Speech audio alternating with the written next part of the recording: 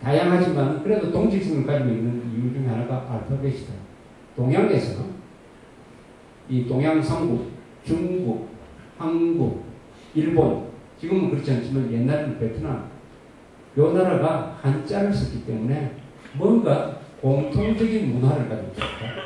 공통적인 생각을 갖고 있습니다. 서로 만나면 좀 편해요. 우리가 일본 사람 만나면은 우리가 미국 사람 만나는 것보다는 훨씬 편해요. 편하지 않습니까? 뭐 느낌이 있죠. 중국 사람 만나도 좀 편해요.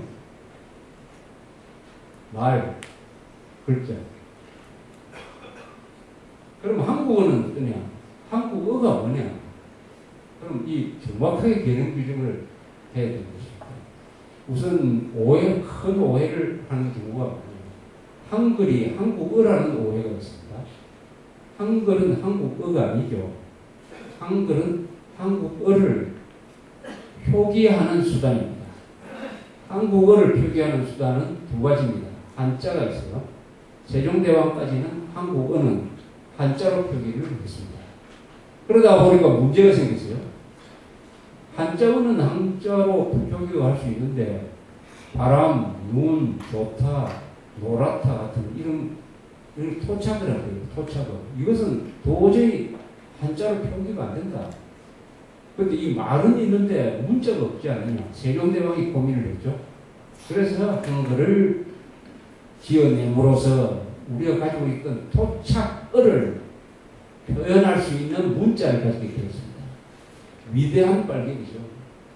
세종대왕의 한글 창제라는 것은 단순히 문자를 만들어냈다는 것에 머무는 것이 아니라 한국 사람들의 정체성, 독자성을 만들어내는 만약 세종대왕의 한글 창제가 없었다 하면은 그 뒤에 한국어는 어떻게 됐겠느냐?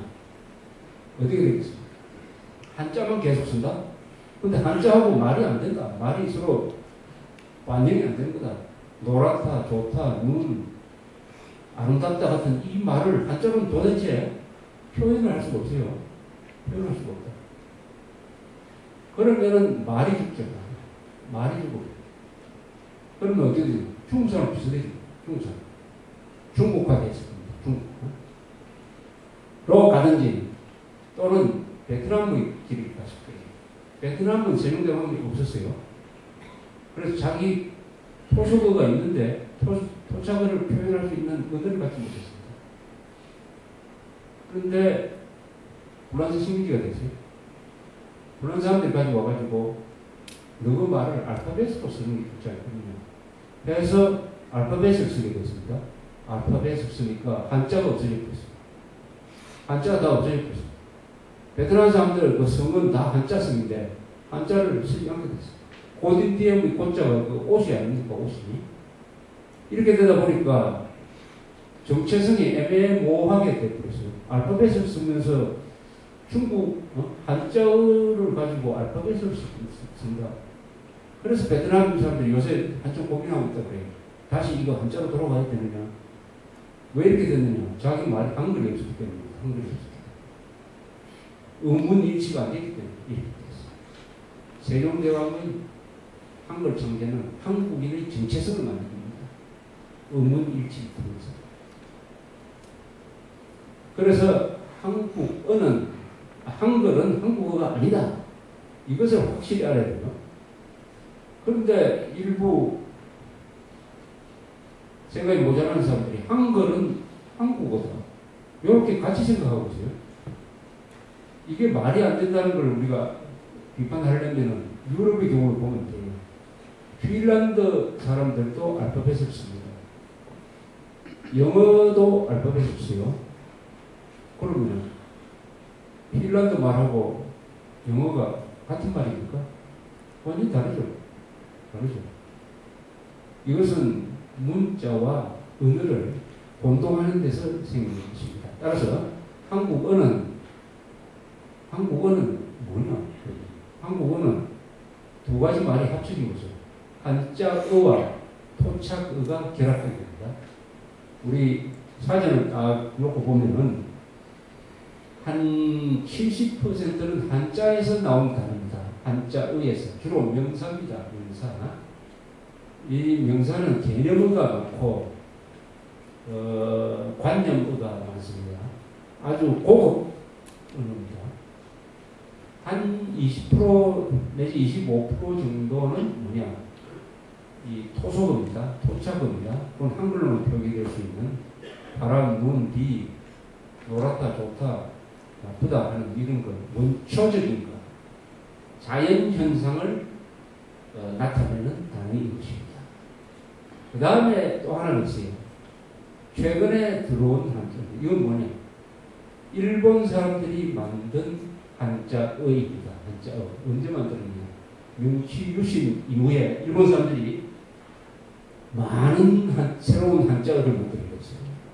왜냐? 서구 문물을 받아들이니까 캐피탈리즘 하면은 좀 뭐라고 해야 되냐? 자본주의로 분열됐고 디모크라시 지금 뭘로 우리가 번역을 할 것이냐? 한자를 또 원할 수밖에 없죠. 제일 처음에는 민권주의. 그것보다는 민주주의가 좋겠다.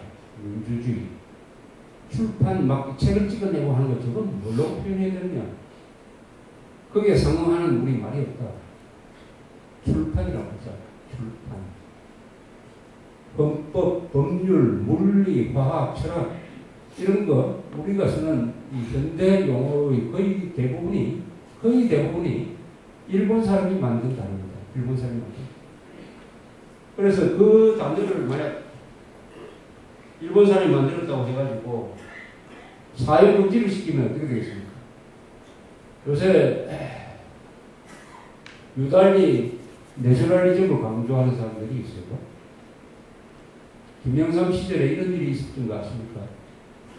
국민학교라는 명칭이 왜 초등학교로 바뀌었는지 아십니까? 국민학교가 왜 초등학교로? 김영삼 당시 대통령이 국민학교라는 이름은 일본 사람들이 만들었기 때문에 초등학교를 바꾸시면서 바꾸니까. 그건 참 희한하죠. 그럼 헌법에서 국민이라는 말 다 지워야 될 거 아닙니까? 그건 참. 그러면 왜 국민학교만, 국민학교라는 이름이 일본에서 만들었다고 쓰지 말을 것 같으면 민주주의는 왜 씁니까? 민주주의. 민주주의도 없애버리죠. 물론 사회주의도 없애고 공산주의도 없애고 이건 다 일본에서 만든 말입니다. 따라서 누가 독재자가 나와가지고 오늘부터 일본 사람 지금 일제 한자어는 써서는 안 된다. 쓰면은 감옥에 보낸다. 라고 선언을 하면은 그 순간 어떻게 되겠습니까? 국가가 마비되죠. 공장이 돌아가지 않죠. 우선 말이 통하지 않게 되는 거죠. 왜냐? 일본 사람이 만든 한자어가 너무나 많기 때문에 제가 한번 리스트를 한번 뽑아봤어요. 일본 사람들이 만든 한자어. 일본 사람들이 이 한자어를 만들 때 여러 가지 방법을 썼는데 첫째는 일본인들이 옛날부터 쓰던 일본식 한자어를 서구 문구를 수입할 때 번역으로 사용한 것들이 있습니다. 이런 겁니다. 장면, 장소, 변소, 비품, 무사도, 무대, 저축, 조정, 대본령, 도구, 불경기, 부식, 복석, 해결, 인력거, 화장품, 희망, 근무, 기록, 개별, 교환, 불법, 고장, 교통, 공동, 거리, 명령, 신분, 견석, 3년차, 작전, 작물, 랑인, 신청하다 할 때 신청, 지점, 퇴각한다 할 때 퇴각, 정전, 정지, 전개한다 할 때, 수속을 받는다 할 때 수속, 특별, 특수, 취체, 화재가, 요새 화재란 말 많이 쓰죠. 화재, 요소, 요점. 이게 전부 일본 사람들이 만든 단어입니다. 이게 놀랍지 않습니까? 이 말 빼고 우리가 어떻게 대화를 이어갈 수 있습니까? 두 번째는 뭐냐? 일본인들이 고대의 한 단어, 한자어입니다. 한자의 의의를 사용하여 가지고 서구 문물을 의역한 남학들입니다.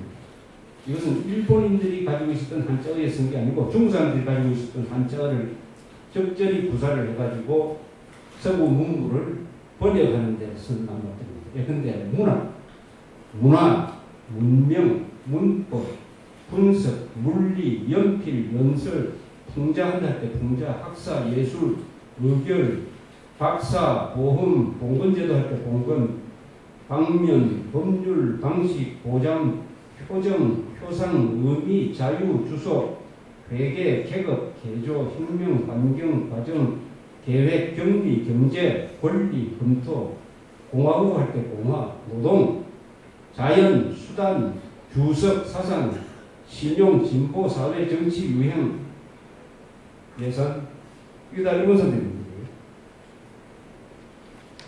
일본어에는 원래 없었는데 서구 문물을 번역하기 위해 만들어낸 양말들이 있어요. 변정법, 해결의 변정법, 미학, 미술, 누구누구를 미화한다. 미적분, 물질, 시외법권, 축전지, 조정한다. 소담파, 중재, 대표, 대리, 단교한다. 단판, 전차, 철도, 이런 게 일본 사람들이 만든 한자입니다. 이게 우리 국어사전에 다 실려 있어요. 한국어는 뭐냐? 그러니까 일본 사람들이 만든 근대용, 중국에서 만들어진 용어예요.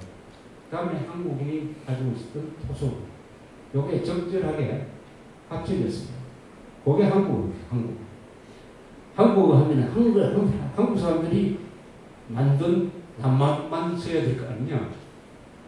김영삼식 소아병적 자칭민족주의를 외친 사람은 그렇게 주장하는 거예요. 한글 하고 사람들도 그렇게 주장해야 마땅해요. 근데 그렇게 되면 뭘 합니까? 호환밖에 지를 일이 없어요. 한국 사람들이 가지고 있는 용어만 사용한다면 그게 전부 감성적인 거고, 용하는 데는 좋습니다. 용하는 데는. 상스러운 이야기를 하는 데는 좋아요.